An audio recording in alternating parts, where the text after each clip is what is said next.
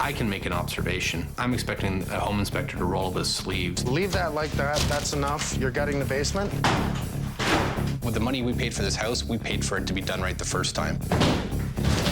Guess what's next? I'm gutting the garage. You are gutting the garage. Oh, crap. If I knew all those issues, even half of those issues, I would have turned away. It's already half gutted at this point. I got to open up walls here. We have to do the whole basement. We have to do the garage. I have to do the attic. I have to do the roof. What's left? Look at that. Wow. Look at under me. Look at under me. Oh, my God.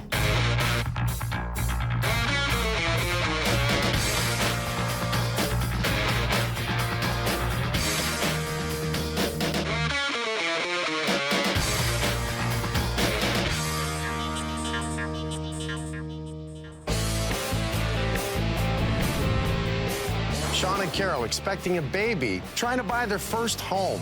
Wanted to move close to his family. They found the perfect place. We're looking for a house with enough space for us to grow into, a nice piece of property, close to school, and nice green space around. The house has been totally redone and re-renovated, so for us, the appeal or the aesthetics of the house were phenomenal. You start to kind of, envision things in your mind about growing up and growing a family together in this home. They did the right thing. They hired a home inspector. He gives it 2 thumbs up. He, quote, said, you have a solid house here, take care of these few minor things and you're good to go. The house looks good, but let me tell you, looks are deceiving. We gutted the basement, and I mean we gutted the basement. The electrical panel was overloaded. One circuit had 17 items on it. We had freezing cold rooms. Look at that yellow. That's massive heat loss right through the roof line. If you can't hold the heat in, you're gonna be cold. Plumbing leaks in the basement and dining room. Then all of a sudden we got water coming across the floor. Now, why do I have water coming across the floor from that location right there? Well, now we need to look in both your bathrooms upstairs. We're gonna have to pull some walls down there to fix the plumbing problem, put it all back together, which leads to tiling, which leads to... In the attic, we found areas that had no insulation whatsoever. Wires have been chewed by mice, squirrels, you name it. I don't expect a home inspector to be able to see through walls, but observational things, in hindsight, you think about it, he didn't turn the furnace on, he didn't turn, even go as far as to turn on faucets or flush toilets. So, those are observational things that I think as a professional he should have caught. In the garage, we found poorly insulated heat runs and all kinds of areas where outside air was coming into the home. But more than anything, because of that little hole, the holes over here that I see behind the wood, are pulling in carbon monoxide into your house. Oh. We found areas that a lot of trusses were cut and more signs of mice and animals. Up in your attic, we found nothing but mice poop everywhere. Obviously, to the extent of what Mike and his team have found, he severely missed the mark. On the roof, we found patching, cracked tiles, and even more areas where animals were getting in. Almost everything we can imagine is wrong with this house. And I had to open up the kitchen ceiling because there was definitely a structural issue from the bedroom. One day, your bedroom is gonna be in your kitchen. I need to drop this whole ceiling. I need to drop everything in this area. We've already framed the entire basement, and I may have to change that just to fix structure. It doesn't matter. I'm gonna make it right. What matters is what I have to do to make it right. Oh, come on in, man. So, had Ethan come in from Blackwell Bowick? Yes. Because when we started looking at this, it was actually pretty sketchy. It went the wrong way. Well, look at the span. You got over a 13-foot span. Now, when I got Adam to bounce on this floor, that beam started shaking too. So that brought us over to the point load. That point load is hanging in midair in the basement. You're just waving in the air right there? Waving in the air right there. Okay, let's see the basement. All right. I need to see these 2 areas right here. Okay, come on. I'll show you. All right, I'm gonna assume that the point load on this side that holds the beam that crosses the floor joist and the opening in the kitchen is over this steel You're right. beam. Absolutely. I don't see any squash blocks. Second, where the hell's this side? Okay, right here. This is where our point load is. Where's my X here? This? Right here. So my point load is right here. That's not good. No. But here's what Ethan has come up with. He wants to put a metal I-beam right through here to pick that up. Yeah, it gets better. He wants us to double up all the ceiling joists in that kitchen and install 2 C-channels on either side of that beam. So that way we can transfer all the weight load in the bedroom down through the floor and onto that new I-beam in the basement. Because they ran the floor joist across this way, Yeah. Wow, you silly buggers. Isn't it? This is a big issue. I guess the job just got bigger. I'd say. Wow, looks are deceiving. I heard something about a squirrel. We were just sitting in the family room. Then I heard something in the chimney. So we just stood there and watched. And sure enough, something came down. It was black squirrel. That's some damage from our friend Charlie. Is that Charlie? did this. Oh, he was inside trying to get out. You probably Yes. scared the hell out of him, man. That's correct, yeah. Well, actually, in the summertime, he actually chewed a hole through that screen. Yeah, It was on the when outside. the window was open. When the window was open, just crawled and just helped himself to a snack on the counter.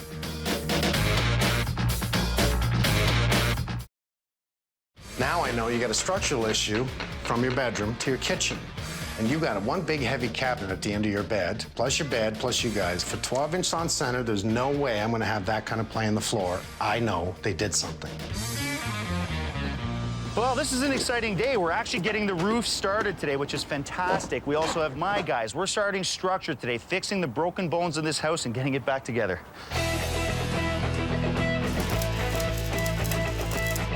Our structural engineer has asked us to put an I-beam in the basement that's right under the point load that's in the kitchen.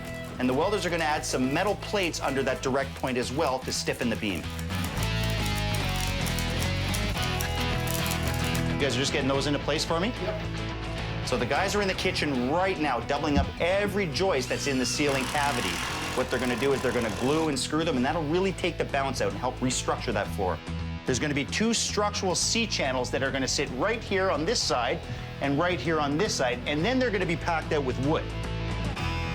The C-channel has to be bolted in place, which means we're going to drill a hole every 12 inches for a new bolt.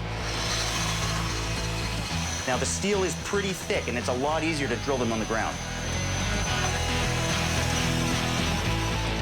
So you guys go ahead and get these in. I'm going to get the guys going downstairs with that beam, and I'll come up and help you when I'm done, okay?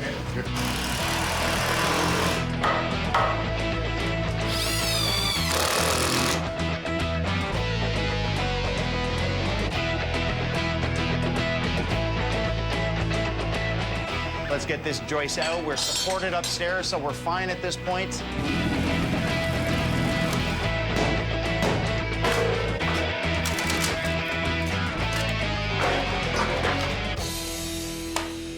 One, two, three.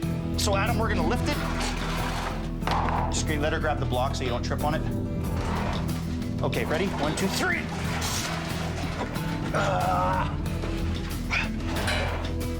Can you go more, buddy? Okay, I'm on the beam. You can come in a bit. There you go. Okay, it's okay, it's okay, it's okay, it's okay. Okay, you got it for a sec, Adam? Okay, you got it, Carl? Yeah, on a wire. It's okay. Jared, move the wires for him, please. Move the wires. I can't. I don't have enough room. Okay, we're coming down. You gotta. No, I don't have enough room to push you back. Okay, girl, we're going up. Hang it. Can you get it up at all, Carl? Gotta go to the left. Okay, we're in. You want to slide it back? Try it. Hold on. Okay, I got it. Fighting the flex. Okay. Let's get a jack post under this right now, please. Come right between me and Adam. Carl, can you wedge it this way? 1, 2, 3. No, he's got to hit it from the other end, okay? You're going. Keep going.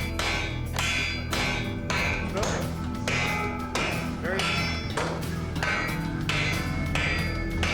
There we go. You in? You tight? You're touching. Okay. So I want people on each jack post. I want to crank this thing level. Okay, crank it, boys. A little bit more. Bit more.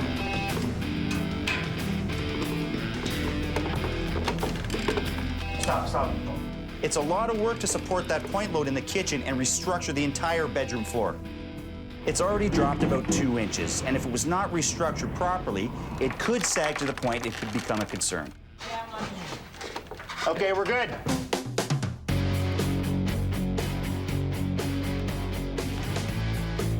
We're here starting the roof today. Basically, we came to the conclusion that, you know, the roof is in sort of desperate need of full replacement.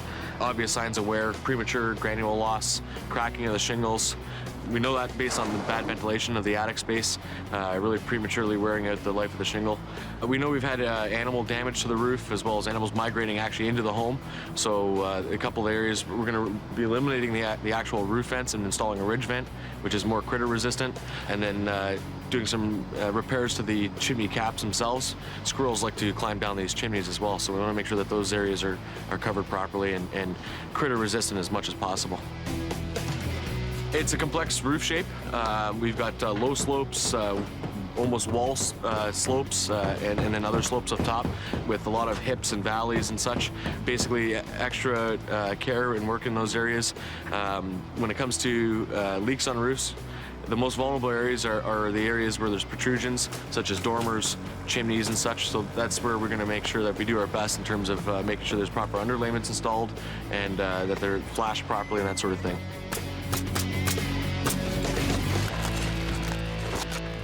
We're at the point where we could see that last time they did the roof, they did use roofing felt, which is a positive sign. Although, if you look at a lot of the nails in the felts, these shingles are allowing water past them. A lot of the nails are rusty, which definitely, it's basically time to do this roof. Again, the animal's been in this place, probably running rampant through the attic. We noticed a couple of areas lower in the roof where these animals were getting in, these critters. And so we'll make sure when we're installing the new products that all those areas are sealed off.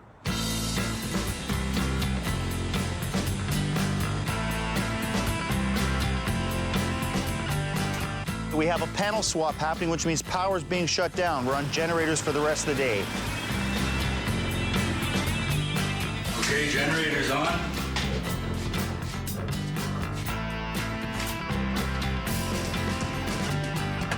The reason we're changing this panel out is because of the expandability reasons. This is an older style panel. I'm gonna guess it probably about 20 years plus. Because we're finishing the basement and because we're gonna need more spaces for dedicated lines and just more general circuits, just for a usefulness standpoint, we're just gonna go ahead and change this out.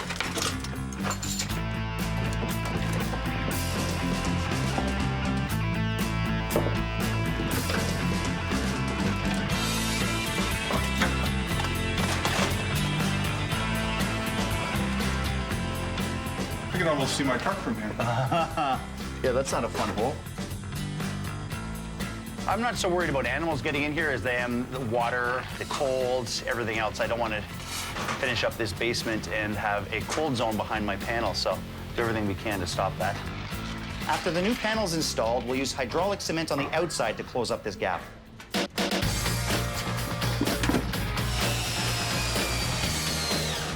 I ran a shower up on the second floor. Yeah. And I heard the water on the main floor behind the wall in the dining room.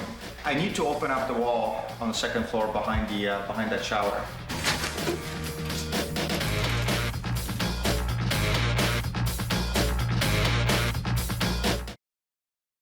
This is the freezing cold room. Yeah. The room that we had earmarked for Liam's nursery was not getting any airflow. This past winter probably got into the 5 to 6 degree range. It really, what we affectionately call the meat locker.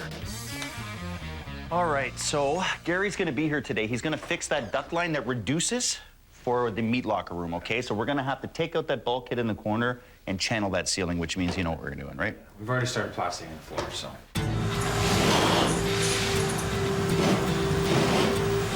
There's no proper way to fix a stipple ceiling. A patch looks like a patch. So what we're gonna have to do is scrape it down, do a first coat of Durabond, and then smooth it out with a lighter compound.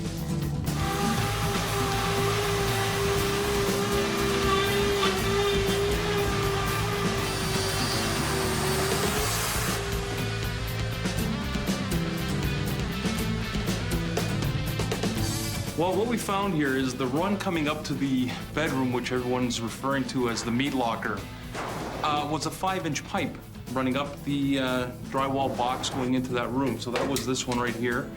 So we've changed it, put in a 6-inch boot. We have the opportunity now to insulate that box. They're gonna spray foam around it. It's gonna keep it warm. It's a simple heating run, changing from 5 to a 6. You may think, what's the big deal? Well, it is a big deal. You're gonna bring a lot more air up there. It's gonna be warmer in the winter, cooler in the summer, but it created a lot of problems here. This was a stucco ceiling. They gotta now flatten the ceiling out, patch up these boxes, but it's about the homeowner. We wanna give them heat up there. At this point, we have our beam in the basement in place. It's the structure that's gonna hold the weight above my head from this room to the roof line. We do have trusses sitting over top of this room, which transfers all of that weight down to that one point load. At this point, what we have is a C-channel. It's an engineered beam that we actually infill with a piece of wood. A bit more. Okay, no up. Okay, I'm gonna rest it there for 1 sec. Push it in. There we go. Okay, go up. Ah! You're in. Now, once everything's bolted into place and the joists are attached, it will really lock that floor into place and redistribute all that weight down to the I-beam we installed in the basement. I think I'm pretty good. We're good.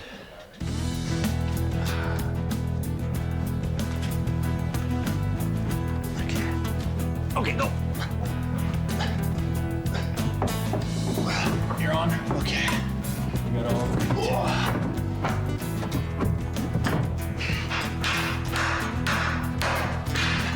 Can you take it down for a sec, please? Just a bit, just a bit, just a bit. Oh, yeah, hold on. Put it back up. Okay. Awesome. Okay, Mr. Boulanger, you want to drive your holes through now? Start drilling, then we can joist hanger this thing, put our threaded rods through, call it a day.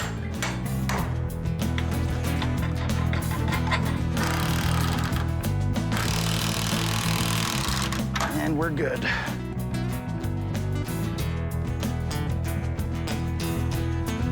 All the restructuring and framing is done except in the garage. We have to build new bulkheads around the ductwork and repair the trusses that were cut to accommodate the 2 roof dormers.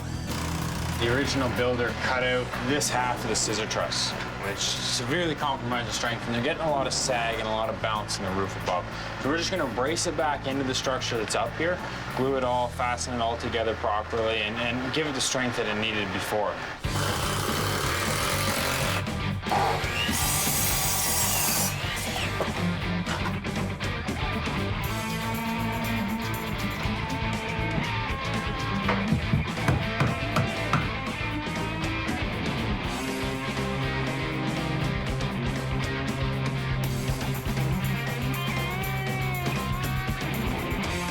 Explain to me where this leak was. How is it traveling down this stack?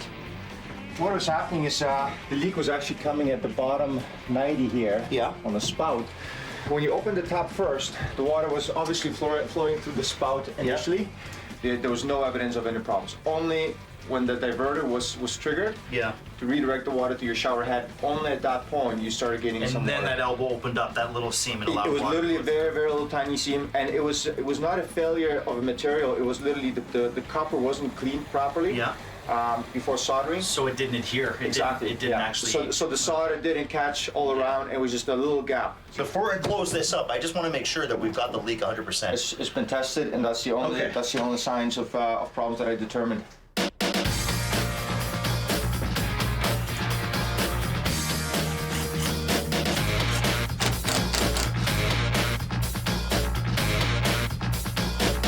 I really don't know what we would do if Mike is not here. It's too overwhelming. It's way beyond just a roof and a leaking shower now.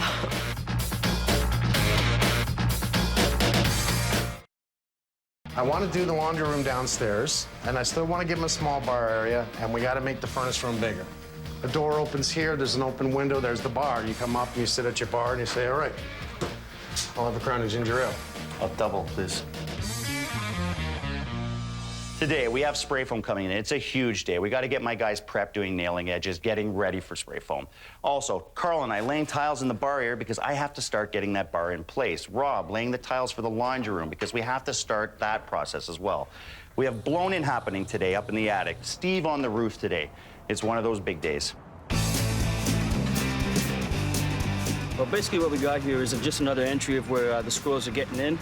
It looks like the squirrels were nesting in this area here. A lot of trees that's here that's leading towards the roof line. So what happens is just prone for squirrels to come up here and play around here. So the best thing to do here would be to resheet this section here from rafter to rafter.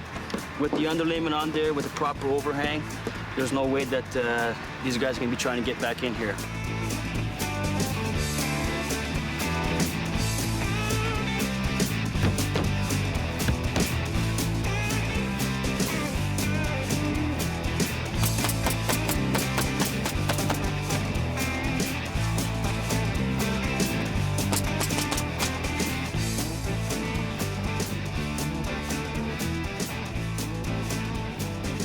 A lot of people don't realize how stressful tiles can be. Do them right, you know, caring about keeping it level, true. It's very frustrating. After a full day, you'll feel it in your back, you'll feel it in your body. Nobody ever pays attention to the guts of the project. So unfortunately, they never get to really see how hard and technical everything is. They just get to see a little bit of mascara, some lipstick, and oh, it looks beautiful.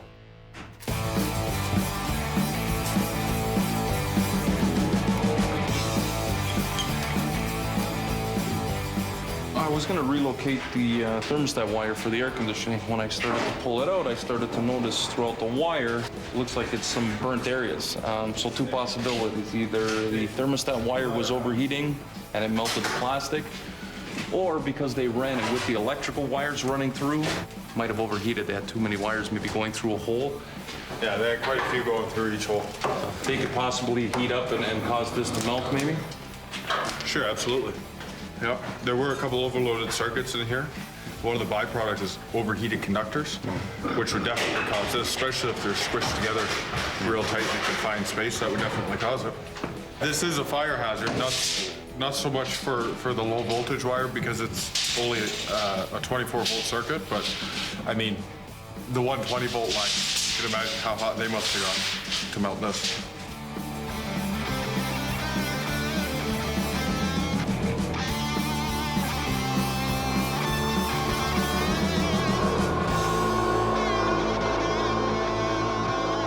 So we're gonna do blown in the attic. Now, have you taken a look up there? Yeah, we're gonna remove everything. Okay. And then you can take a look at the wiring, right? Because we've had some little bit of infestation of some stuff running around in there. And you get in the older houses that, it's not uncommon to have that problem of having a rodent or a squirrel or something up there that's chewed the wires. A lot of electricians don't like getting up there, so it's always a good idea maybe to take out the insulation, especially if it's not very good. Take it out so they can see what's going on up there, and then have some peace of mind that, moving forward, their health and well-being is going to be taken care of. Now, the garage. The garage is going to get a little tricky. Now, I'm going to build out some walls for you. As you can probably see, I mean, we have a foundation wall there that I want to spray. Yep. We can get almost an R20 in there. And it's a lot better than what they had. Plus, we're going to seal it up really, really tight, so there's no worry about the fumes. I'd say.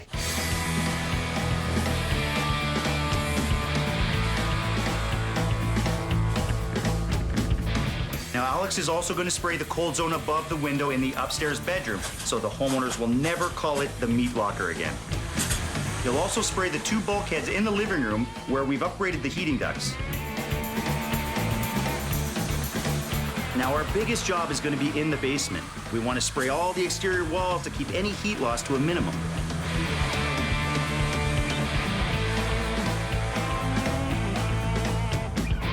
Most heat loss in houses happens in the attic. We're going to blow in 12 to 15 inches of insulation to help prevent that. And once the insulating is done, we can finish putting this house back together. Now that includes finishing all the areas that were opened up and repainting so that it looks like we were never here.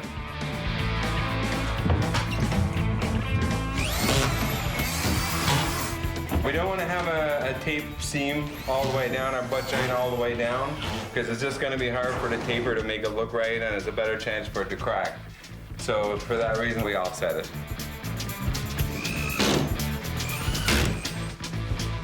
This is the bar area. Now, it's hard not to go above and beyond when it's coming to a bunch of guys and a couple of girls down here, like having carte blanche with a bar. The homeowners had a small bar area, but we decided to give them something special. A custom-made bar that will be the highlight of the basement and be something the crew can be really proud of.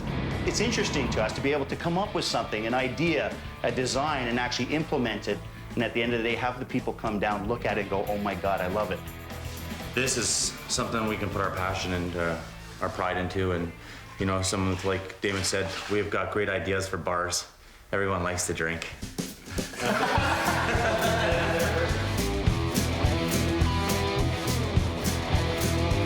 We're doing custom cabinets, and it all begins with the planning. If you don't have your plan in place, you're guessing at everything you're doing. You need to draw everything out, get all your measurements perfect, start putting it together, placing it, each piece as it goes, and getting a perfect layout. Ready, buddy? 1, 2, 3.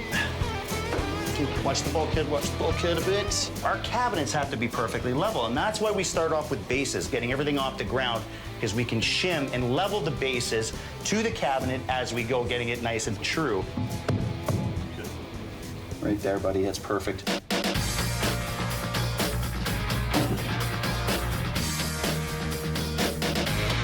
It's dead on the money. I didn't say build a bar. I said this will be the bar area.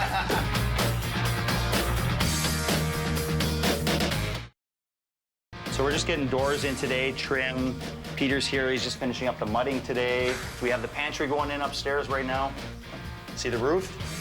Yes. Roof's getting done. Like, why didn't we just take the house down and build another kidding. one? That's, how far did we go? I know.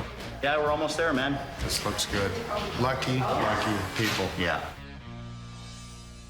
Well, we've had Peter come in this weekend and finish off all the mudding, and just in time, because we have low painting in today to start painting the basement, which is fantastic. We have Steve Graves here for a little bit today, just finishing off the outside. Our guys today helping me with the bar, getting the bar done. Sherry doing some tiles downstairs for us today, and also the electricians doing last-minute touches on electrical. We're just on sort of the finishing stages here. We're coming up to the peak of the roof. The ridge vent's going to go in. Typically, ridge venting's a better type of vent on a traditional roof like this, a traditional slope. The reason for that, it's right at the high point. That's where the heat is rising to. The other advantage of the ridge vent is it's cosmetically nicer to look at. We're using a designer shingle, so the ridge vent itself installs at the peak, and we actually shingle over it, so you see very little of the product. But definitely, in terms of performance, functions better because it's right at the peak.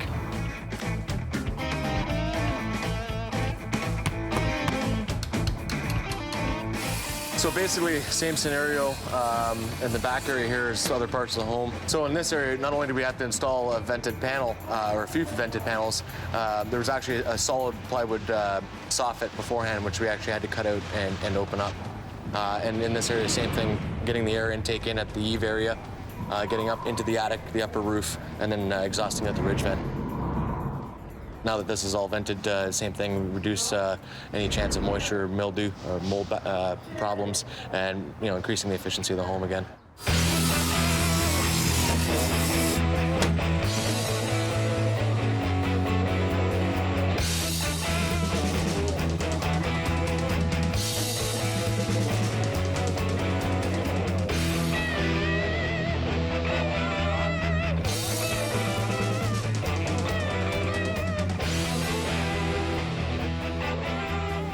Are we going to be able to stand this up in here?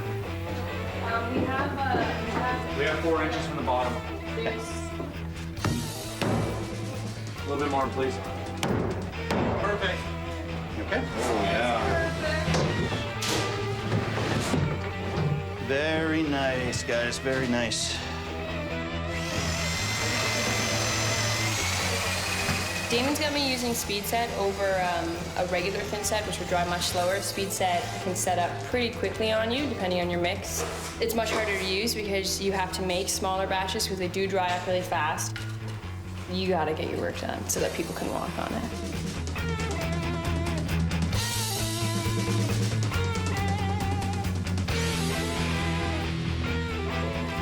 Well, there's a couple things with the archway. I mean, this is a big focal point, so when someone comes down here, they're gonna look at this. So Damon specifically wanted this perfect. He said, I want you to work on this, take your time, get it perfect. So I guess you got the right guy for the job. Well, I guess you got the right man for the job. Now, since we moved the washer and dryer to a new laundry room in the basement, we decided to use the space for a new pantry. I'm here to install this pantry to maximize their space, put all their canned goods, stuff like that away. This pantry here is adjustable. You can move things around. You can add to it. You can take away from it. It's very adjustable to your lifestyle.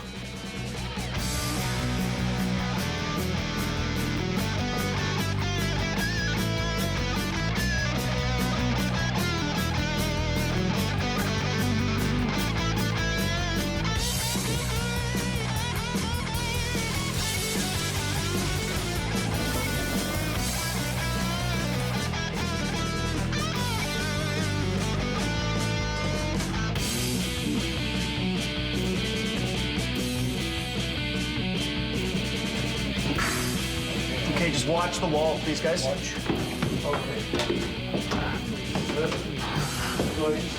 Okay. There we go. This is Caesar stone. Now, how does that differ from everything else?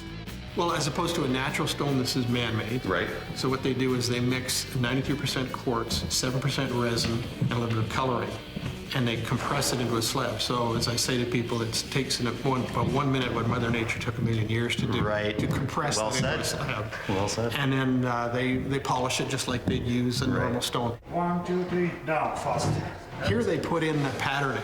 But you can, I mean, if you want to have Holmes on it, you could have your logo on it.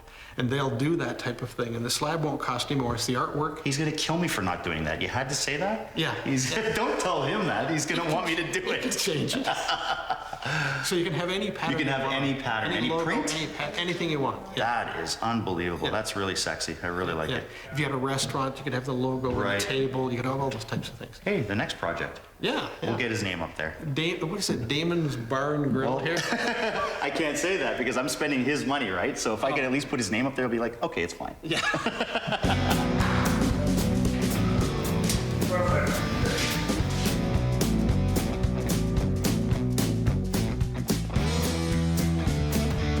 Some of the problems we were having here was return air in the house. There's a big, large grill that's in the center hallway here, and there's a couple to the bedrooms upstairs. When we started to follow all the chases in the basement, there was a couple extra returns that we didn't know where they were going. So the mystery for this one was when they did the drywall, somebody actually didn't cut this out. It's gonna cause a problem. Whatever the return air is bringing back is actually what you're gonna be putting out through your supplies. So blocking them off, covering them with drywall, furniture, whatever the case may be, is gonna be a problem. We've located it down. I put a block end in, blocked it off. Now we're gonna have return in this room. So we got a lot of return in this house, a lot of good airflow. All the ducts are sealed up. They should be really, really happy here.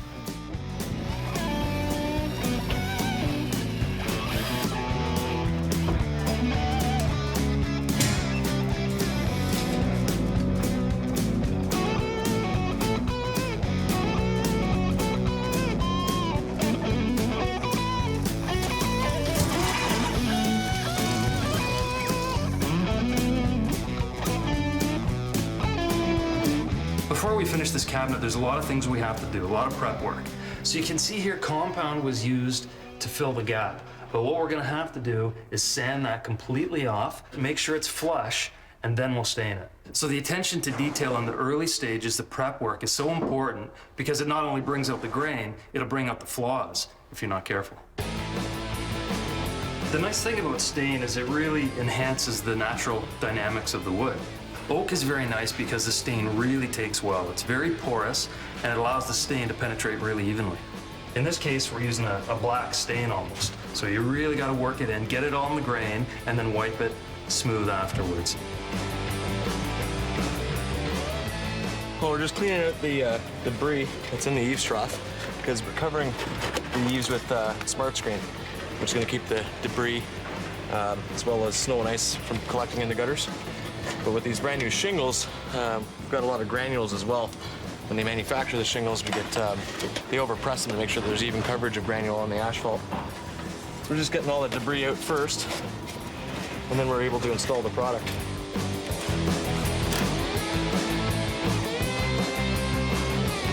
So we've gone ahead and replaced the rain cap with a new one.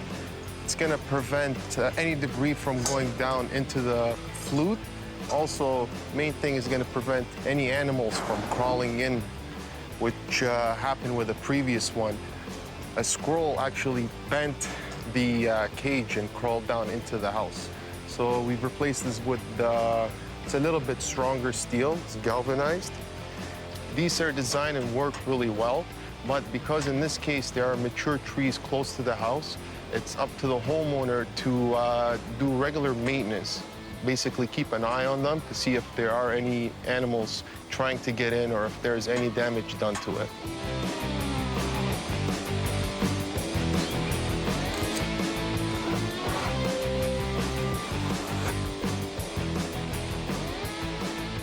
We're really, really, really close on this bar. I mean, what do I have left? I have to finish the tiles. We'll get that done tonight. Joey's gonna come in tomorrow, put some valance lighting in. We'll have to finish off a little bit of trim here and there. Craig Lowe's got a few more coats to do here. Some plumbing for the sink. We're gonna spend our next day here, then we'll bring them home.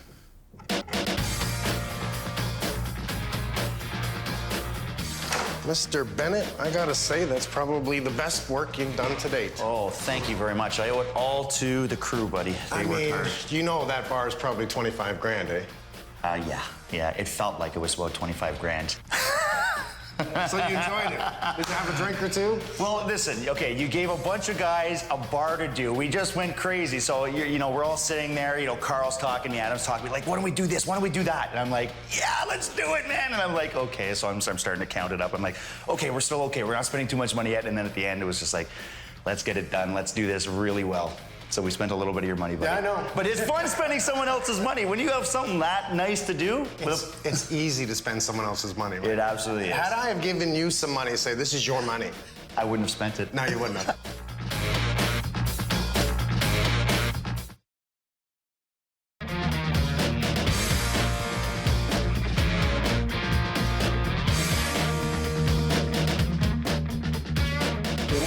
Yeah, 2, 3.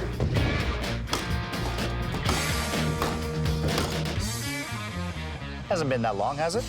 Been almost 2 months. That's what I thought. Yeah, it has been. See, for us, time flies, but it's funny how we got to go backwards. And go, okay, when were we here? When were we here? John, how you doing, buddy? First couple months to do the crisscross. Welcome home. Exactly, that's right. I want you two together because this is going to be important. This is really all about you. We have a little bit of rain coming, and it's perfect because you have a brand new roof. Not only do you have a new roof, I love Steve Graves and his guys. You did all the sides as well, and all new siding around your windows. This looks so beautiful. We also did a lot of downspouts, trough, smart screen. You had a lot of trees in this area, so we definitely put smart screen all the lowers.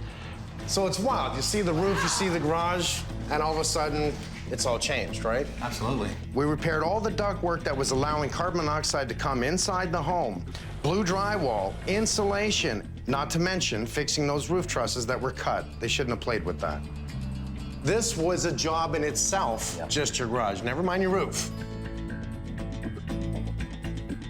Remember the last time I brought you in, we had holes in the walls everywhere. Now it looks like your normal kitchen, doesn't it? It does. The whole ceiling was gone last time you brought us The in. whole ceiling was gone. Not only was the whole ceiling gone, man, we had to put in a whole new beam right across, doubling up every single floor joist in here, bracing it. Right. We had to pick up load in the basement, putting in a steel beam, and what that does is picks up load in that corner right on the steel beam. That's a huge weight off our shoulders, knowing that it's structurally sound and that it couldn't cause any structural damage or, you know, severe damage since it's on a second level later in the future. It's now been addressed and it's safe and secure. You want to open those doors? I'll let Carol do it. We turned it into a bathroom. Wow! Wow, that looks great. Wow, this is so nice! You know, it's only logical that it should be a pantry. Walk in there, play around with it. Well, do you remember where your old pantry is? This is a walk-in pantry. Oh, this is awesome! Oh my God! Oh, look at this! This looks great. See the little things, eh? Yeah, Oh, I love it! Oh, this is so good. We covered an awful lot of things in your house. Let's look at what we did in the attic alone. There was areas with no insulation. I could actually see your vapor barrier. Wow. Yeah. We pulled out all the insulation that was in your attic. We pulled it, we vacuumed it, literally sucked it all out, making sure we had proper ventilation so that air comes in the soffit, escapes through the roof where it's supposed to in the right manner, and then putting an R50 in your attic, not an R40. Not to mention, when we pulled out all the insulation in your attic, the animals that had got in there chewed your wires bare. Frank's guys were in and they replaced all the damaged wiring. Now, we had to open up the whole ceiling in the front because within the HVAC, they came up with a 6-inch run and They reduced converted it down. They reduced it. The original builder actually, he was having trouble getting it up there. So what he did is he started reducing it. So it was an insufficient line going up. So what Gary had to do was turn that into a 6-inch line coming all the way up and through. Now that's partly why it was so cold in that room, but it's also because there was no insulation above that window. That's not good. No insulation, so you have heat loss, and you have a long run from the furnace getting up there, and insufficient piping, it wasn't getting enough hot air. So we're losing heat and not getting enough heat. That's why it was so cold. We moved the washer and dryer downstairs into its own laundry room. We even put in a brand new panel with surge protectors for the entire house. Also, we put in a ceiling fan above the dryer, and this way we're gonna remove any excess humidity. Now, what was leaking in your bathroom was just a little pinhole in the solder joint at the tap itself on the shower side. So if you ran the tub, it wasn't an issue, but as soon as you went to the shower, it put the pressure up and started to drip out. And what it did was, came down the copper line, then it hit the ABS line, which was running on an angle, followed across the ABS line, and then dripped onto the ceiling. Slowly dripped, slowly dripped. Wow. Let's take a look at the basement. Utility room. Yeah, this is right. Yeah. So furnace was moved, hot water heater was moved. That's right. Everything's done properly, exhausted properly. It's big enough, you walk around, it's right on the design. So now if we continue walking through, making sure we have a louvered door that allows that breathability in the room, we want that. We're gonna address to the right, okay? Just in the design alone, I said to Damon, all I did was I walked through, I saw this finished, told Damon what I wanted, and that's exactly what he did. As a matter of fact, this is one of the best he's ever done. So I'm really, really pleased. Look at the trim work, look at the colors, look at the It's beautiful. Thank you. And Damon wanted to arch this to match the arch at the front of your house. That's a really nice touch. Yeah, that's a really nice touch. Thank you very much. So it leads us into this walking area that seems to, well, we had an idea. If it was our basement, this is exactly how we'd lay this out. Wow. Ooh. Sorry, I have to leave you. This is too exciting. We can carry this conversation on. Oh my God. This is incredible. Oh, this is so beautiful.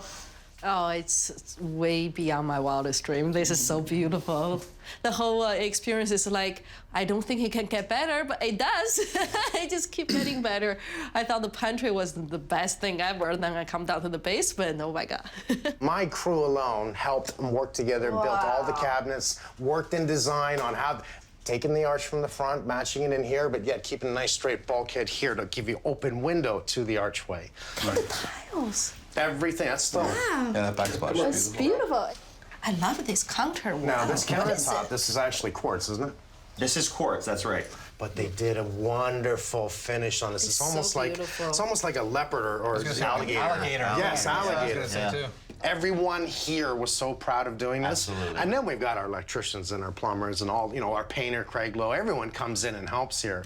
But my crew was really happy on this one. They were excited to do this. They all, they walked out. I think they can't wait to see what you say. The wow factor, if you will, is definitely the bar in the basement. It's just, an entertainment center that, it's just incredible. It's beyond words. So I think that has the biggest pop. But, with Mike and his team, it's all about what's behind the walls, and it's the assurance knowing that it was done right and that, the spray foam, the electricity, the plumbing, those issues at the base level thing, that's what I'm most excited about, to tell you the truth. All I can say is now it's right. We made it right. We made it beautiful. I'm happy, proud of him, and it's a pleasure meeting you both. Where's the wine? I'm going to load up that bar. After everybody's gone, I'm going to load up that bar and open a bottle of wine and enjoy it. Right. You can sit here. To my crew, you guys are awesome. You did a beautiful job. I just want to tell you before everyone comes downstairs, I'm very proud I have you guys around me. Seriously. Thank Good you very job. much. Love you all. The same way. Cheers, guys. You guys really raised the bar. No pun intended. High five. Nice. The home inspector said that the house was in good shape. I have never seen it that bad. At our wit's end. I am. This is some of the sloppiest home building I've ever seen. You think their house is built like this? Not a chance in hell. It's a money pit. Run.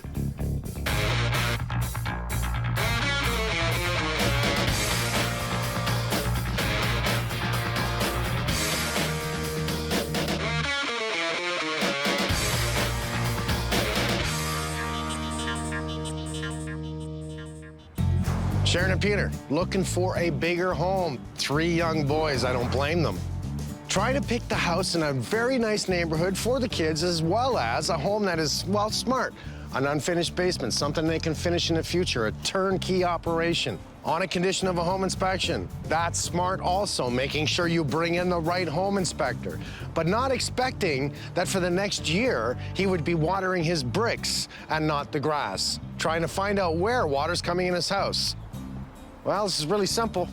I'm gonna do a thorough inspection. I'm gonna find out what's wrong, what I need to tell them, and what I have to do to make it right. After our third son was born, we really needed more space. We had looked at a lot of homes. We walked in here and it was a sense of aura about it, the open concept, the flow through the house, the fact that I can pretty well see the kids from any room that I'm in down here. The overall feel when we walked in was great for us. We've been in many houses where we look at each other, it's like, no, and we look at another house, it's one likes it, one doesn't, but this was a house when we both walked in and we're just like, yeah, this is the one. I'm currently a stay-at-home mom to 3 crazy boys. Whoa, get over that. This house is my office, and I'm the CEO. It is so true. We love this community. I mean, it has great school system. It has a lot of recreational activities, and the fact that we can be outside and enjoy nature and the trails and the parks and all that. I mean, that's for our lifestyle. I mean, that's a must.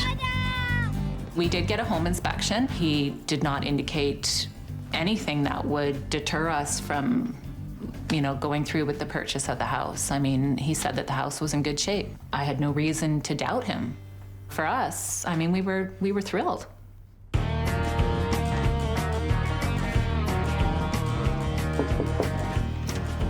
Hi. Hi. You must be Sharon. Hi, nice to meet Nice you. to meet Thank you for coming. I'm Peter. Peter. That's right. How you doing, Peter? I'm Mike.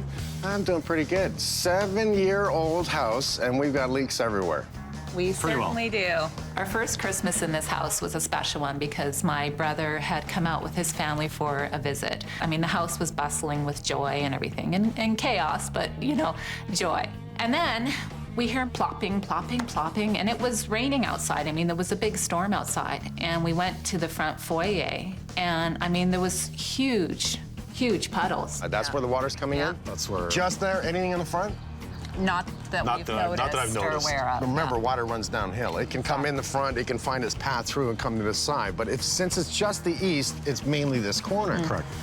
You see the holes in the brick at the top of the window? Yes. Yep. Okay, that's vent. We call that vent.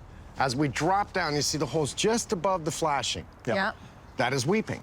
So we have vent holes, weeping holes within the brick, and that's to create that convectional airflow to dry out the water that gets in behind the brick. The problem here is they have nothing really to stop the driving rain from going in those holes. And it's supposed to be flashed in and probably meet plastic, and they plastic that area, so when the water hits it, it comes out those holes. Your problem here, and more than likely everyone else on this street, it's getting in. You haven't found it yet. So call our insurance company, they came down and everything, said, no problem, we'll fix your problem, but we won't fix the root cause. As they explained to me, if your kitchen burned down because of a pot, they would replace the entire kitchen except that pot.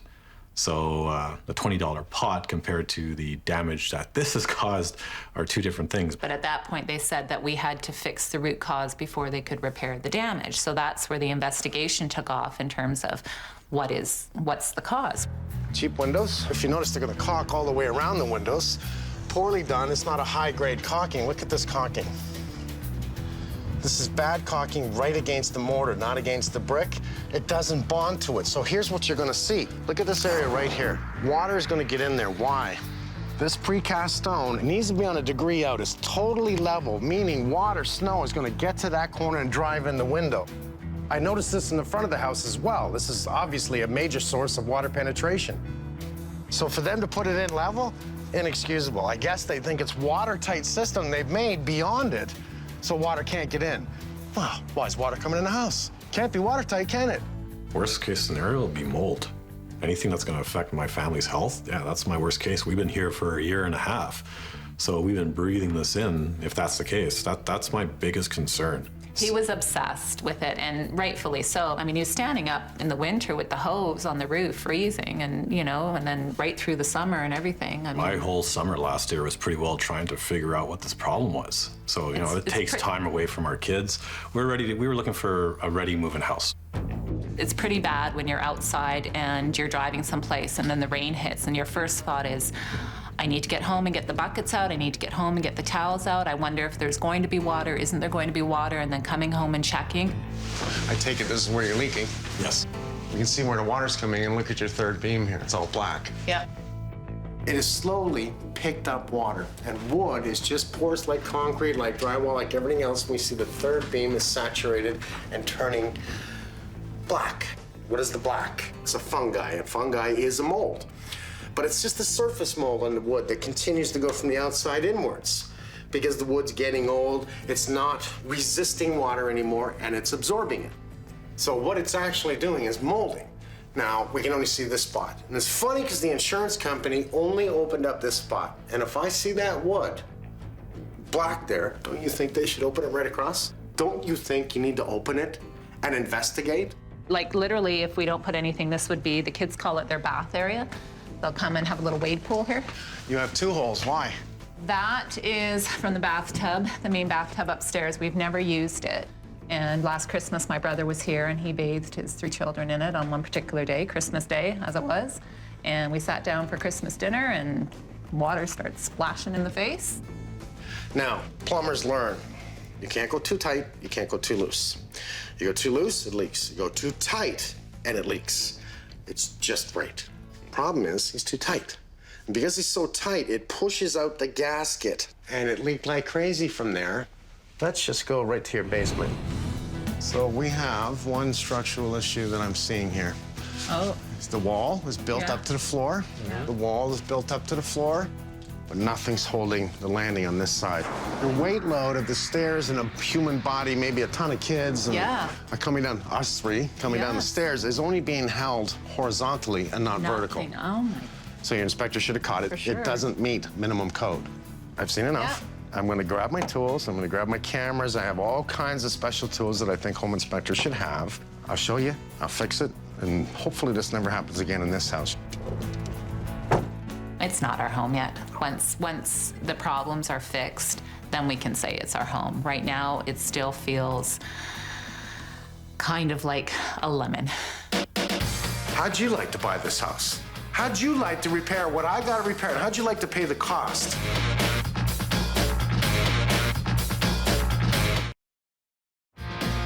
As much as I love the area and the house itself, I just didn't sign up for all these issues. We didn't sign up for all these issues. Knowing what we know about the house now, I would not have purchased this house. It's funny, the wind's picked up a bit, so it's getting a little cooler out, like it might rain. I might get lucky. If it just pours out, I'll see the water. Now, for safety reasons, I'm not gonna get up on the roof. I don't have to, it's right in front of me, I can see the flashing. On my right-hand side, I can clearly see that where the precast sill meets the brick, water has penetrated, frozen, broke the brick because it has cracked the brick, the mortar joint, and shifted the middle precast and the brick. Water penetration point for sure. Look at the cracks underneath that sill in the mortar. Again, it has gotten in at the joint of the precast. You can see how that sill goes up and down like this, wavy. It's gotten in, frozen, broke the brick. I'm telling you right now, I've got to pull the flashing, pull all the brick out to do an inspection, as well as repair it, because I know just by looking at it, I'm going to have to pull it, and probably the sills of the window as well. Now, this front step, it has dropped down at least 1.5 inches. And what that does do is probably make some uneven stairs. There we have 7 inches. There we have 7 inches. And this one here is 10 inches. So what the inspector did not note in his report is no step can exceed 7 7/8, 8 inches. Your body's used to lifting your feet 8 inches. Well, when you gotta go 10 inches, you trip. And if you fall forward, you smash your head. This step is too high. That should have been in the report. At 10 inches, that's a bad thing. If you're happy and you know it, clap your hands. I'm not clapping. Sure looks good. Love this camera. Love it. Oh, look at how cold that corner is. I've never seen it like this. Never. Not on a new home. I have never seen it that bad. Interesting. So that would be the attic area, that there's no insulation at the end. I'm definitely going in the attic. I love that we have this space. This is really good. It's gonna allow that air movement. It's gonna make it really easy to put in blown-in cellulose that is nowhere near enough. Well, this might explain why my camera showed so much across that area. Look, we have almost no insulation over there, almost zero here. So the inspector comes up here, and what does he say? Insulation, no comment. In other words, he says it's fine. It's not enough. Not enough. That's terrible. I really want to see under the windows. So the water is poured into downstairs. I'm not seeing moisture build up underneath the window. Good sign, because it is the kids' room. Look at that joint right there. This is from outside. I saw that the sill had raised up here, broke all the brick down. And why? Because water got in there. It affects everything. Everything. Because if water gets in, it's gonna freeze and break the brick, cause water infiltration into the garage, which I gotta look at, cause water infiltration in the front, which I've gotta look at, possible mold, which I've gotta look at, and then repairs. How do I fix it all? 7 years old. 7. 7. I can't get over that number. 7. That's really, really sloppy. Look at the cinder block. Look at all the holes in the cinder block. It's as if it's not even, it's just quickly put into place. This is lazy trades. They want to lay that brick really fast, right? So think about it. There's a steel lintel right across here that holds all that vertical brick in the front of this house. Now, quickly throw those blocks in. Boom, boom, boom, boom, boom. Why? Because you're not going to see it. Then, where you can see it, they try to make the brick look better. But they still failed it because it's cracking and breaking everywhere.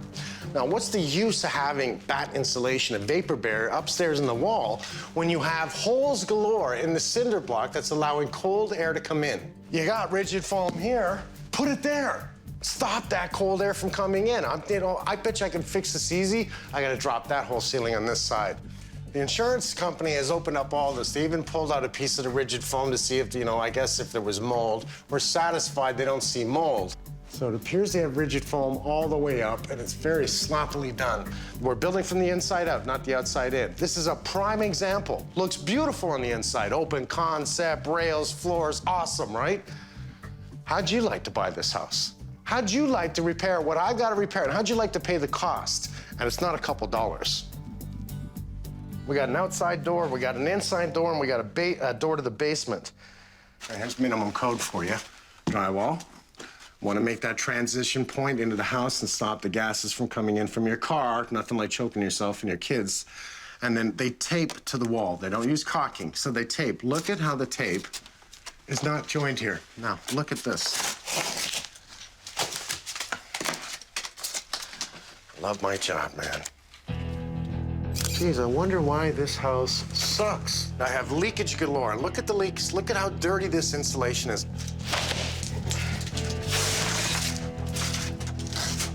I wonder, eh? Oh, what do I see? What do I see? I see the basement light. So I see right into the basement. All this cracked stuff here that's just gonna allow those gases to come in because that air will drive into the house. That's why the insulation is black. I have air moving inwards. If I have it and I see it in the insulation, and I can clearly see right inside the house here and I don't see a vapor barrier, air gets in. And when air gets in the garage, and your car's running out in the garage, guess what comes in? You think that insulation right here is blocking anything? Great built home. Start not to like this builder at all. Honestly, a home inspector is not gonna see what I just saw, but if he looked at the tape and did what I did, the tape was not bonded to the wall. I just pulled it aside and I saw the hole. That's what led me to pull the tape, pull the drywall. Now, he's not gonna do that. He just had to move the tape and go, I see a possible problem here. Nice and simple. And I wish he had a camera because it documents everything he sees and puts it in the report. Not one picture's in the report. Bottom line, based on what I've seen so far, I would have said, don't buy this house. You're buying a fix-it house. It's a money pit. Run. Now I gotta fix it. Right now, I'm so frustrated, I'm actually gonna work out. Normally, if I'm this pissed off, I go home and beat up my drums. Works really well. After beating up the drums, I sweat. I feel good because I made some music. Gotta get one of these. 4 more.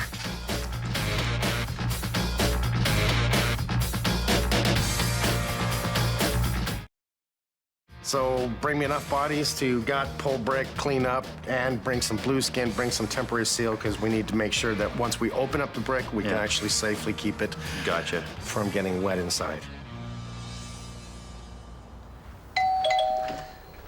Hello? Oh, come on in. No, stay right there. Actually, there's no room. My what? I'm just looking up. Yeah. And what I want you to do is just open up the whole front foyer here. I need to see everything in here, what they've done for insulation. See just how far we have to go.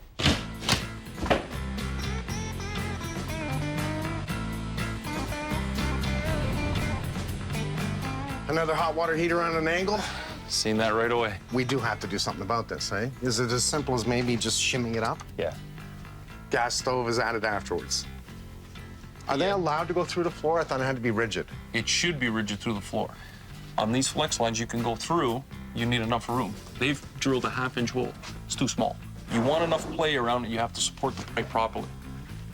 It's within code you can do that. So let me just guess. You're gonna pull this out, cut a line, put in rigid, shut off, everything. We're gonna have one of two choices, put it to an electric stove or take out the hood. Change the hood. Okay, You're so 17 inches from the top of the stove to the bottom of the that's what it is now. That's what I it need is now. 30 inches. You need 30. The other issue the homeowners have is that it is so cold upstairs. Now, my IR camera has picked up huge heat loss. Huge. So blue, I can see the rafters right through the ceiling. So that means no insulation in many spots. I want to know whether or not we're having proper airflow upstairs. Sorry, man. No problem. I'm doing this to everyone. You guys are like full-time with me. I might as well hire you. This is a golden opportunity to open up this whole ceiling right here. See where the block is actually meeting? This is the inside of the house right there. We have a leak here somewhere. So this is a golden opportunity with the weather we have outside to maybe see where that's all penetrating, okay?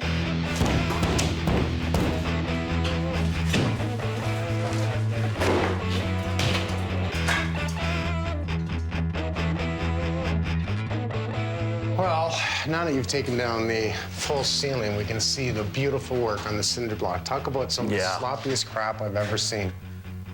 I got some bad news for you guys. Looks like we gotta get some of the ceiling. Why? I did just finish my CFM testing. Backside of the house where the master bedroom is, it's high. When I get into these bedrooms here above the garage, I'm low. And my temperature has dropped 10 degrees. 10 degrees? Yeah. So. Okay, let me just do a quick look. Okay. Let's just do this. You know, I see little things like this. It doesn't look like they cut this piece up. It looks like it's been missing. So I'm gonna pull down some drywall here. This is really bad. So what is the use of actually using rigid foam if you have gaps? Right. So here we're trying to achieve, really simple, trying to achieve an R20. This is superior. However, every single joint needs to be taped. Right. We don't have the tuck tape on it, so now we're losing all the heat loss in here. We're actually cold gain inside the house. Let's see this. This is open to the basement, isn't it? Oh, There's yeah. the basement. That's the basement right there. Wow. Okay, dirty insulation. There's the basement. Wow.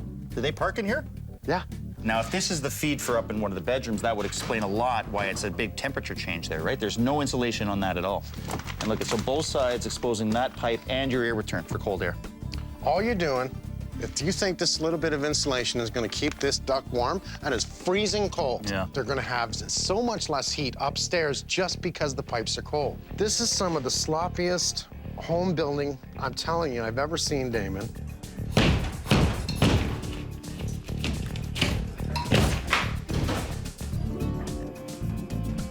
I can clearly see the rigid foam on that wall's in pieces, much like in here. Right. Oh, I know what that means, buddy. All right, it's all coming down, okay? All right, man. All right. And I've so seen enough of this new house. I'm used to fixing old houses with this many problems. Not new ones. 7 years. Did your inspector go in the attic? Yes. Well, watch this. You don't have nowhere near as much insulation as minimum code. Oh, my word. And he said in his report, insulation in attic, no recommendations. No recommendations? I would have said, oh, look, you got problems.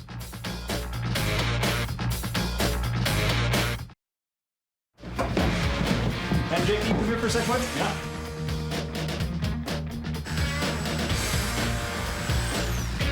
Timber. Nice. Okay, let's get the perimeter framing off and the rest of the drywall. So, okay, stop right there. Look at the framing. Look at what we're attached to here. Look, there's no back plate. What do you think? There's one nail in this? One nail in that. So you got, what is it, a 2x2 attached to 2x4. Look at this span. Now, I want to show you guys something. Think about how heavy this garage door is. This garage door is hanging off the top of this freaking ceiling that's just hanging there. It was just a matter of time before this came crashing down. That is scary. I want the framing down. I want this thing supported right away, guys.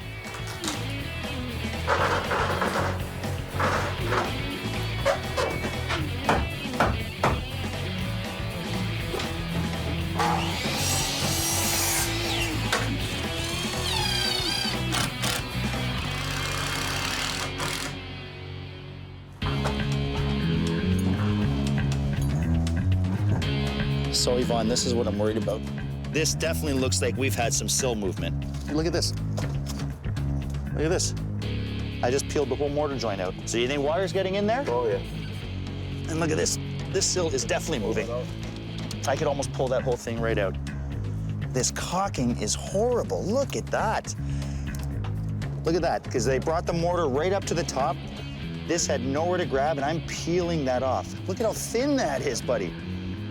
Any deficiencies in the caulking, and that water is going to penetrate that mortar joint because it's porous and it's going to absorb water. And where's it going to go again? It's going to bring it back into the house. They did a surface caulk. Look at this. Look at how thin that is, and look at how deep that hole is. So it looks like they were done, but they didn't actually fill it properly. Either something was not clean, or it was too cold, it was too wet, but the caulking is actually not adhered to the window on any of these windows in the front face of this house. Look at this. Okay, I have never seen that before. Water's gonna run down here. It's gonna wanna go right in that crack, right along that whole seam. I can see a gap all the way along. That's a lot of water getting in there, possibly, right? That's a big gap. I gotta open up the inside. So I just wanna make sure that I have no mold growing on the inside of this house. Oh, nice to see. This is bone dry in here. Right below me is the main foyer. When you first walk into the house, you look up into the ceiling, that's where they had water penetration. What they've actually done is used a rigid foam board to sheet the outside of their house. So when that water penetrated, it hit the other side of this insulation, ran right down the wall and into the foyer. Right now we're in Aiden's room, and it actually protected Aiden from any mold growing on the inside. I'm just going a little bit beyond here, making sure that we're safe on the inside of the house because we do have a child in this room.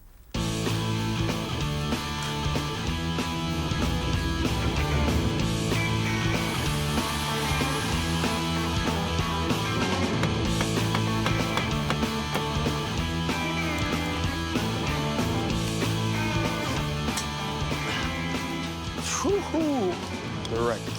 Thank you, sir. Well, I now know this is the main source of my water penetration into the foyer down below. When we got here, the plastic is like this, allowing the water to actually enter that caulking joint, get behind the brick, get behind to the actual styrofoam, and down into the house. And that's why we had a leak at the house. So we have a lot of work ahead of us. Yvonne, make a mix. Oh, sun likes it wet, eh? Yeah. So, Yvonne, does this mean I don't have to do bricks anymore? I love you, man.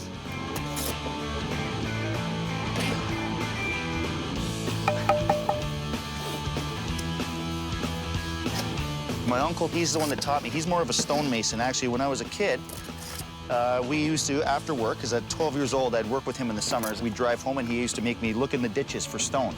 Oh, and then I'd have to go into I'd have to go into the ditch, grab the stone, put it in the back of his truck, and then we'd go home that night and we'd keep laying stone. Nice. Now that's what I call a sill. Yep. What kind of stone is this again, Yvonne? Indiana limestone. Indiana limestone. I love it. 1, 2, 3. Wow. So the sill we're going to use is actually a stone sill with a drip edge on the bottom. It'll absorb less water. It will absorb a little bit, but it won't absorb like a concrete sill would. Think of concrete, very porous. It will absorb the moisture, and we're trying to get away from that. Look at that, one sill, no seam. Grab your little level so we can get a little slight cant on this, okay? That's the way we want to do it. This is nice. Nice work makes me happy, buddy. Nice job, man. You too.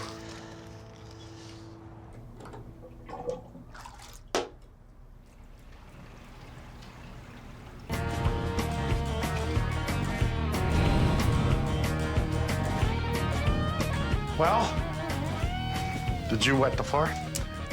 Yes, I did. We have evidence. It wasn't me. It was the actual plumbing that wasn't done properly.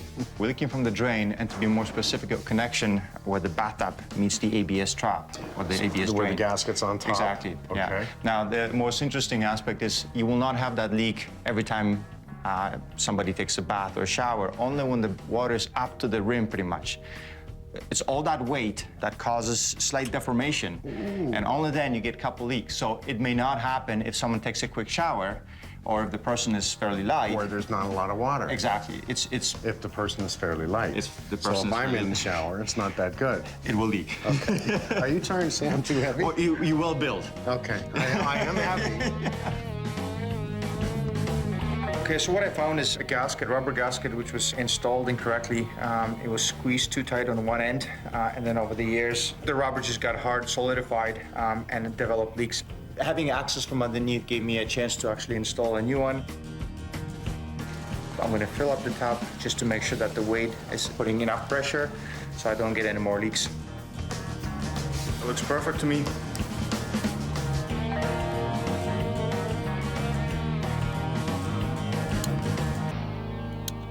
Here we are again. It seems like almost every house we're doing now, we're finding caulking issues. People are using economical caulking instead of a quality caulking. Something that's gonna stay soft, something that's gonna stay really sticky, something that's gonna adhere to the brick, to the plastic. Cleaning your surface is really important. Getting a lot of caulking in there. Really, we're pushing it in there, we're making it adhere. This is really important. It's keeping the water out, it's keeping the moisture out. We've removed all the caulking from around every single window in this house, all the exhausts from the washrooms, from the kitchen. Unfortunately, it's cracked away, it's dried up. It had to be removed and replaced. This is gonna last a long, long time. Now, before you start, I just want to say I've been around for a long time, and I don't like the way this is going already. Okay. Well, if we've done our job properly, there's no water that's going to come down here. You know what I'm going to do, right? I'm giving you a water test. I'm going to get up on the roof with a hose, and I'm going to soak that window. This is kind of a double-edged sword. I kind of want to soak Carl, but on the other hand, I want to know that we've done our job here. So be careful what you wish for. I need you to really look here. Now, if we've done our job, you're not going to get wet. But if you failed anywhere up there, you're going to get soaked. Okay. That's why you're standing right here. So you can actually see where the whole thing started coming in, where all the water started penetrating through this block. So everywhere it's rusted on the metal lintel and everywhere where the 3-pack beam is of wood, it was completely saturated at one point. I have Nicole upstairs. I want her in that bedroom, just on that sill, because when I spray that sill, I want to see if it's coming in at all into that bedroom, okay? Nick, anything? Carlito, anything? No, everything's good. This is what we want too. You can see the actual sill is slanted enough that it's actually dripping the water, hitting the drip edge, and you can see all that drip is not going to hit that house and want to work its way down back into the foyer. Carlito, I can't hear you, man. Can you see anything? No. Okay. Get over here. Get over here. 10 years with you. You can't get me anymore. As your supervisor, I demand I get you wet. Okay, I got a second here. Yeah, we're good. So now that we have all the water issues solved on the outside of the house, it allows me now to come on the inside and solve the heating and airflow issues. Now, the Northwood guys have been downstairs in the basement taping all of the seams and all the ductwork, making sure that we have the proper airflow running throughout this whole house. They've insulated all the ductwork in the garage just to ensure that all that air being brought up and forced into the second floor is going to stay hot. Now, the insulation in the attic, we wanted to top it up and bring it up to at least an R50 to make sure that the homeowners are warm and they're actually going to save some money in the end. And last but not least, we've spray foamed the garage. That's going to ensure that in the summer, the house is going to stay cool, and in the winter, it's going to stay warm. And secondly, it's going to keep carbon monoxide out of the house.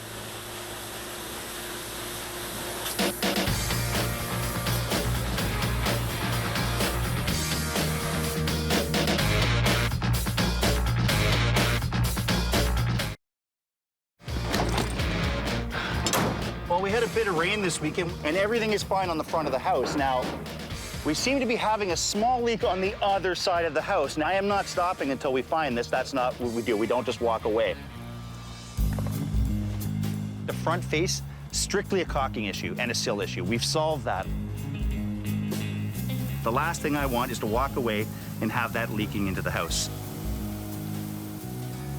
So this is just mimicking the worst case scenario with water penetration into your house. And if anything's gonna find it, a hose directly on your wall will.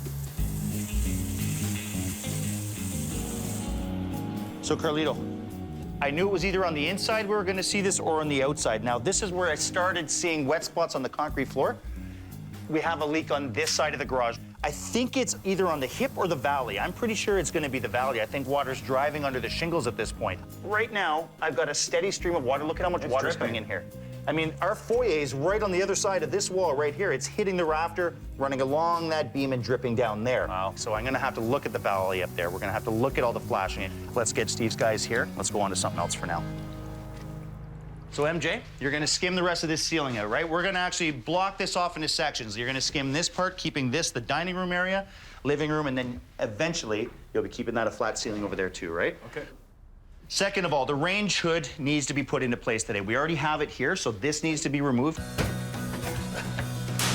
Okay. All right.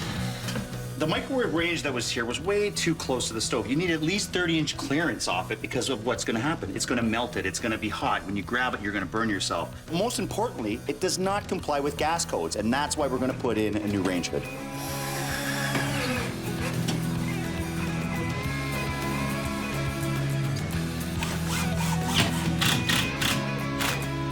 Well, first we had to scrape the ceiling down because there was a patch here we had to do. And tying in stucco to existing stucco is extremely difficult, and most of the time it actually looks like a patch. So what we want to do is eliminate the stucco effect here and just go flat. So I put 2 coats of Durabond on, a coat of CGC, a light sand, and now we have a flat section of the ceiling. And that patch is no more. Let me just show you what's going on here, buddy. This landing has not been properly supported. You can see what they've done. They put a wall here, they put a wall here, right? So they attach their stairs here, but they put their landing in between, no supports underneath. And if you look along the sides here, look at the nails they missed. Every single one. Almost every single one, right? You see this? Look at the gap above it. I can get my finger in that gap and here, right? So we want to re-support that, get it back up, glue it, screw it, nail it all back in. Clear.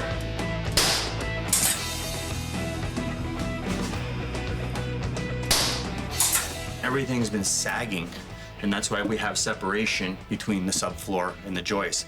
So basically what we're doing right now is we're putting a track on the bottom and the top, and we're gonna put studs in, and we're gonna basically lift the ones that are loose already, put them into place so that we have a nice structural wall here, and then we're gonna glue and screw everything together, and that should fix the problem. So again, thanks for coming in, man. I know you guys weren't supposed to be here today, but I'm still having a pinhole leak somewhere. What do you think is going on here? Now, I see you've peeled this back because I was curious about the water running down into this section and if it was getting under here somewhere. What do you think? I think it's possible with this metal valley here, water's traveling fast and it could be backtracking. Who knows? We won't know until we really take everything out and see where it's coming from. Can I peel this off? Yeah, go right ahead. Okay, the deck's dry, which is a good sign. Yeah, oh, there it goes. That's it, buddy. Right there, look at your leak, right in the corner. Yeah. Oh, look at that. Look at that. That's a significant leak, man. That's indicating it's coming right in this corner. How is it getting in this corner? That's what I want to know. We know that this flashing is doing this and then stepping up in the back. Correct. So it's probably holding water, but if it's canted either way, it's going to bring water into the house. This can't be an issue that just started this year. We can see the way what's happening here, right? We can see that it seems like there's some moisture coming in from the flashing here. Yeah, it seems to me that it's loose, and I feel like the water is getting in through there. Well, look at when you did that. Look at the water. Right. See, look at the water coming through there. You can see it bubbling it out. Here's what I don't like, Jeff. I can actually move that joint, that metal, away from the mortar joint. You see that? I see that. So what happens if water gets in there and travels this way, right? Like, look at how wet that mortar is, bud. Look at that. Like, that is saturated. That is saturated mortar. Okay, what's your plan here? What do you want to do? What I'm gonna do is we're gonna hug that corner, make sure we're gonna go to the extreme and make sure that we solve that problem.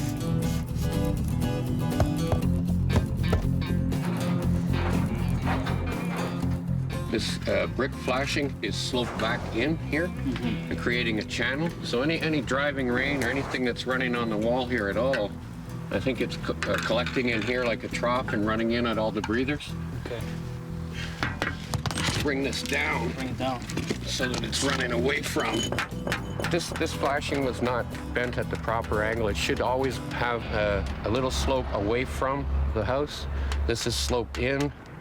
We'll take them all down, put some new flashing on, and we should be okay.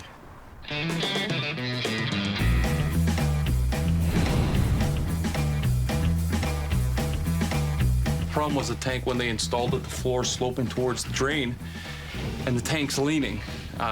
It carries a lot of weight. It fills up with a lot of water. It's heavy. It was very rocky when you touched it. They got small kids here, so our concern is that this tank, you know, the kids running around may hit it. If this goes to lean over, it's gonna come right over. One, you're gonna snap the water lines. Two, you may break the gas line. So you got a couple issues. We're just trying to level it off. We're using some steel shims, pushing it up, leveling it off. Then what they'll do is they'll pack it underneath with some quick drying cement, and that way it's safe.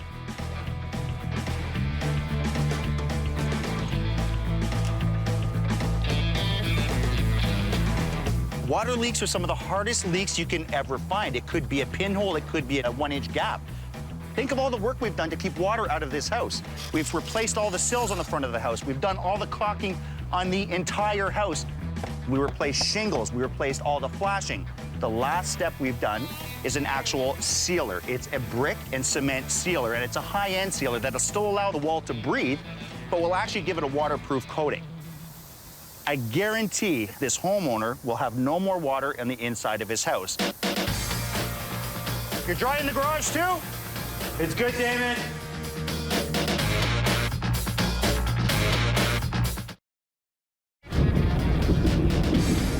I'm most looking forward to having people over and not have our wonderful skylights. So I'm looking forward to having the problem fixed and not worry about, you know, when it rains, and just enjoy the rain and outside, not inside.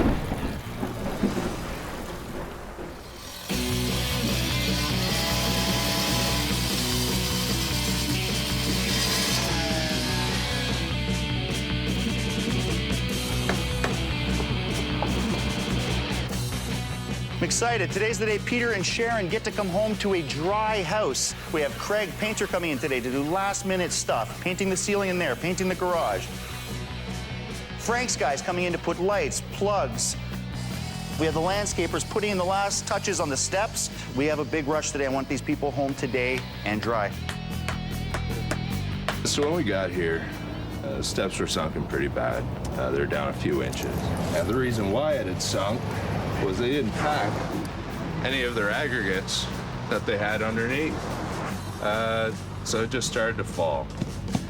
Was it take 5 minutes to pack it? $20 in filter cloth? Come on. This thing will never sink again, guaranteed. Hello again. Well, hello, just in time for a little bit of rain. Go figure. Snow last time, rain this time, never to be sun. Nice to see you. I know your house. Oh, no problem. How are you? Hey, that's why I'm here, right? Peter, how you doing, buddy? Nice to see you. You too. All right, let's just take a quick look. I guess you know that your house has been a pain in our butt, right? Yeah, and mine. So He was happy that I lost It's been sleep. a family thing, yes? You felt the pain. We've been at many angles trying to fix that one leak, to the point, I think it was only a few days ago, Damon called me. That's right. And I said, check this, do this. Right. And he solved it. He solved it. Fantastic. I feel comfortable and confident that Mike and Damon and the crew have fixed everything, and it's great to see that we have our house back and the ceiling is closed, there's no holes. I'm just happy I'm not going to be on that roof watering it anymore. Me too, actually. The lawn needs a little TLC, so Yeah, I'm gonna be on I agree. help on that one. I agree. You can see all brand new cells that we put in the front. Okay, so I want full cells, not adjoining. You know, I love seeing a new garage. Pretty and white. Open canvas, eh? Wow. We have now thermal broken everything from your home to the garage. So we don't have to worry about what? Two things. Fumes? fumes, carbon monoxide, and cold. And so you're not going to have a problem with that. It's nice and neat. The fact that it's completely sealed off now and the fumes are not coming through the house to affect the kids, I mean, that's a huge comfort in itself. And the fact that we're going to be saving on energy, I'm so thankful that they've been able to do that for us. I mean, it means, I can't even tell you how much it means. So. Now, if we look at your hot water heater, not only is it level, and everything else is fixed on it. The point is that we're going to put up a non-shrinkable grout underneath it to make sure it doesn't move. So we're not just going to use a couple of shims. Right. We created a nice little pad for it, and now it's perfectly level. Now it's required by code. I love all the ductwork being taped. All this being sealed, you're going to see a huge difference in the monthly bill. Now, you remember when we walked around and I could see things with my IR camera, like that wonderful cold spot in the ceiling above here. Yes, it's all blue. It was all blue, so we did. Blown-in insulation, we topped it up. Remember, it was just sitting to the top of your joist. It wasn't enough. We added, what, 4 to 5 inches. We brought it up to an R50 instead. So the room will be hotter. It should be. I would say it's pretty hot in here as it is right now. Oh, I didn't get what you guys were saying there. No. Excuse me, I'm getting a little hot now. I think we need wine. By sealing up all the ductwork, by thermal breaking the garage and stopping that cool air from coming in, not to mention the carbon monoxide, by adding more insulation into your attic space, all we're doing there is really being more efficient on your furnace, on your monthly bill, as your gas bill, and we're keeping it warm in here when it's supposed to be warm, and we're keeping it cool when it's supposed to be cool, and that's in the summer. Little things we do can make such a difference. It's Mike, the whole crew, everybody. It's just, you know, we had faith in them, and you know, it's like anything else. They delivered as they always do. I have faith that it's been done right, and we're not going to have any issues. Now, for your wonderful leak, what the guys chose to do was to strip down this area, fix the area after Martin had fixed the plumbing, or guaranteed that it was fixed, and then do a nice flat spot to, it sort of breaks it from dining room to living room, keep the popcorn, we call it popcorn, and then flat in the front. Looks nice, actually. I like it. Well, we wanted to separate the rooms. I thought, you know, why scrape this whole ceiling and give you a whole flat ceiling? We could have done that, but I mean, you obviously have a dining room here, you have a living room there, and your front porch. I would never have thought of doing that, but I actually like it. Let's just look at that. Look at that. I don't see anything coming in. And it just roared. You have no idea how... Yes, you have no idea, honestly. When our relatives all come back again, they're going to be quite happy not to see the holes in the walls. And the only thing dropping in their glasses will be wine. Yes. Thank you so much. I'm going to steal another hug. Thank you so much. Having this problem resolved is a huge sense of relief for sure. I mean, it's that chapter that we can put away and say, okay, it was an experience. We dealt with it. We got the best to come and help us, you know, and put it behind us and move on. I can't see you. Are you there? No. Do you know what this is? Don't tell me. Oh, look at this. You're out of code. Nice. I'm going to stamp your wall.